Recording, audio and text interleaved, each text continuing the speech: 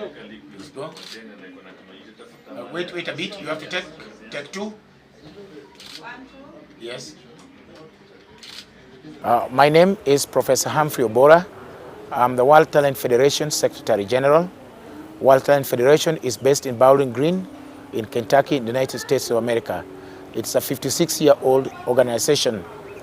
The institution premises on finding innate ability of humans and enabling people either into learning or into very good and entrepreneurial pursuits that they're sure in accomplishing. As you know, in any African country, Kenya included, parents do sell their land cattle in the hope that when the children go and obtain education, their children will come back, buy them more cattle, build them big homes, get them more money.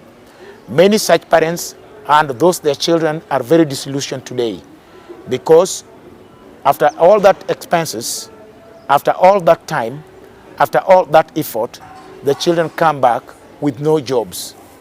This is not just a waste to the parent, but it's equally a waste to a country where even the government invests by giving bursaries, free schooling at primary or at high school level. It is time in Africa, Kenya included, that we confirm ourselves into the concept that is used in hospitals, that you cannot be able to provide an injection to a patient without any prior diagnosis.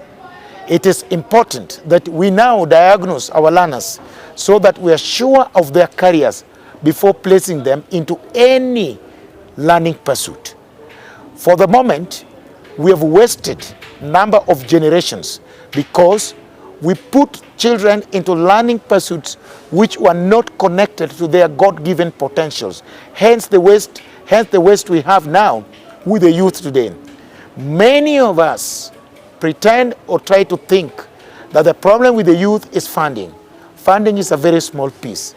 I can fund you, but I'm funding the wrong thing with you. I can fund you as an individual. I can fund you as a group. But if we do not know the right mix of you, which is God-given, that funding will go to a waste. And that's why in many years we've been pumping money and we're not realizing the results. I was about 18 years when I cleared at the University of Nairobi and I didn't have a job. Today I'm about 50 years. The problem is even more profound today. All those interventions we've been doing over and over don't seem to be working. At international level, we found a solution. We found a solution in what is known as anthropobiometric machines. Anthropobiometry is the science in which we extract, using 3D optical sensing, human metric values which are measurable. Those human metric values is what is known as talent. I know in Kenya and the rest of the we think talent is comedy, sport, music. Those are just examples. Once we unearth those metric values, you can see that we can analyze and we can use them for prediction. And just for a quick one, for somebody to understand, a human body consists of signal paths that come through, and those signal paths terminate at the front here of the brain. The front lobe of the brain here is divided left and right. There's a thin membrane, upper and lower. Signals go into those four areas, and each area corresponds to certain careers. For example, the left upper side represents science. The right upper side represents volcanic brain, the brain of the non-conformed. People who don't follow rules like musicians, artists, and the rest. And the lower right side represents manual dexterity, that's the brain of the physical strength for the sports people and the rest. And the lower left represents people who are for decision makers like accountants, strategic thinkers, planners. All I need to know is how signals efficiently pass to which side of the brain. Now, if I can be able to determine that, you can see how easy it is for me to predict careers. We know the front brain of a person is developed at about age 4. So if to say age 5, 6, we should be able to clearly tell whose signal paths terminate at which section of the brain. All we are lacking is something to tell us how the signals quickly pass. The anthropobiometric machine is a machine fitted with a special anthropobiometric camera. A camera that is able to extract your innate human values, and then reconstruct it using artificial intelligence to show you as a body model, so that it shows you me without flesh and bones, and showing how signals are passing in your body. For example, if the left side is efficient, it will paint it green. If it is not efficient, it paints it red. That means energy blockages. If it is it paints it yellow. So you can see how easy it is for me. If I've done some prior diagnosis and I have this confirmatory test where the machine gives me how signal pass, you can see why it is easy for me to forecast the career of a 4, 5, 6-year-old child some 20, 30 years in advance. And this is crucial because you as a parent now know where to put your time, money, and effort when you are sure of anticipated results. No guesswork. You are investing your money knowing your child will be an engineer. You are investing your child for sure knowing he'll be a lawyer. You are investing your money knowing for sure your child is going to be a strong sports person. You are investing your money being sure your child is going to hack it in music, so that you don't spend your money and then your child is 20, 25 years, is part of the group of the youth who do not know what they're doing. This is what we're trying to do, and this is what we're telling now. Minister of Education, young kids who are still in school, we don't need to waste them now so that they join the others who are youth today. We know adults who also pass as youth who are disillusioned. Some of them are wasting in changadens. You hear their great ideas when they're drunk. Some are in committee maximum prison and stealing money from you who is outside using primitive forms. You think that guy is a fool. We got to get our things right. We got to get our acts right in terms of the learning process, because it's impacting on every part of our society. Signals are there within high school kids. When they cannot learn those things, they can't. And you're fixing them that their future is stuck with that. What do? They ban the schools. They create riots. Signals are there. They riot in universities. But what are we doing? We are still thinking like the old way. Oh, we change the curriculum. Oh, we change the syllabus. Oh, we pump money in the youth. It can't help with the quick fire solutions. We have to be methodical, we have to be scientific, and we must be futuristic. But I must finish by saying this. If you are in the business of learning, or you are in charge of learners, do you have the foresight to know what will happen in the next 30 years?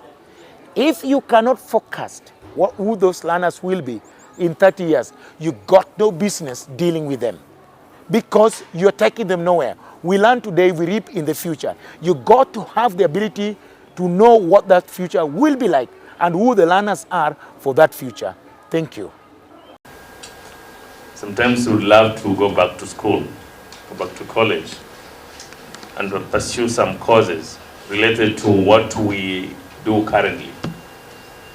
But when you start thinking of the long hours you will be forced to sit in a classroom, and the time it will take for you to attend maybe a master's or a PhD, and the stories we get from those who have been there before, and the difficulties they've had to go through in order to achieve that master's or PhD, we get a kind of we draw back. An anthropobiometric machine is a biometric machine.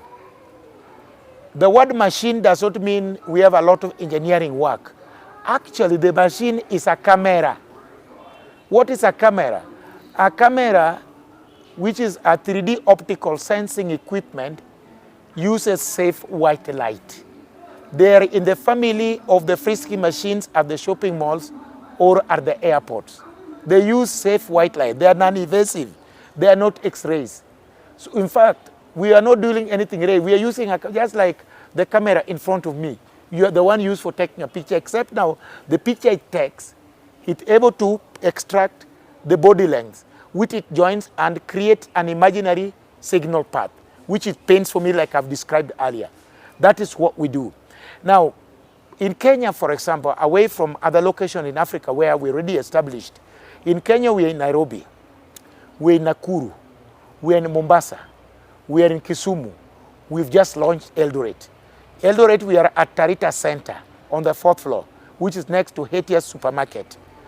If you come there, in the next 30 days after this launch, we shall be able to assess you for free. You'll pay nothing. Thereafter, there's a committee which is going to formulate the fees to charge. But I can assure you the fees shall be manageable, because the reason for the donation of that machine was to reach out to the poor. We are also going to work with the chief, that's why the county commissioner was here, to map up the poor who could potentially be gifted.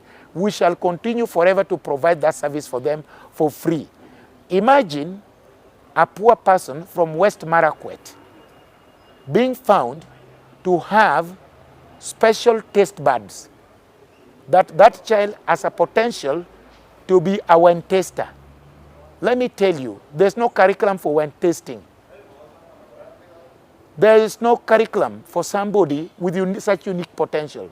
But such a person will earn 5 million Kenya shillings in 5 minutes, because dependent on him, dependent on her, you can decide to make bulk alcohol or bulk milk or bulk wine, you know. But you wouldn't have known that child until we had the machine here in Eldoret. And it could be a discouragement to ask that parent who is so poor to come all the way to Nairobi to access such a service. We have fought to have the donation come closer to the people so that we can assess that person, and such a person could have access to international audience. Can you imagine that we found a child with the potential at age 9 or 10 to be an aeronautical engineer like Laurent Simons from Amsterdam, who in Harvard University at age 9 already graduated with a degree in aeronautical engineering. We are all humans. Suppose somebody from West Marakwet or from Pokot, because we have the machine here, had an access and was assessed and found to be potentially gifted and given international scholarship under Harvard or Boston University, you can imagine how much it would be a benefit for this county, for this country, and for this continent. Prof, if the Commission for University Education has accepted and written a letter confirming that your degree is acceptable, who else? Is the body charged with that responsibility? But how do, maybe perhaps you would have asked, how then does a class 2 dropout learn to become a degree? Perhaps that would intrigue you. There are two major things they do. One, we do what is called a skills gap fill up, and then an intellectual demand build up. We give you a talent task with those domains to fill up the skill gaps between your class 2 dropout and a degree level. Although you've learned by heart a lot of things, but you might be having some gaps. We fill those gaps, and there's a kit given. Then we build your intellectual capacity, which is an intellectual project. You're given an assignment to do that will build, you'll build with the supervisors. The only outstanding thing here, we don't need you to go in class with children the age of your children. We don't want to ask you to do linear algebra 101, which you'll never understand, because as an adult, you will not be able to memorize and recall onto full scope. We give you practical tasks. It is the projects, it is out of the things you do that will find your knowledge, and it is what you produce that will extract knowledge from and award and grade you for it the normal way.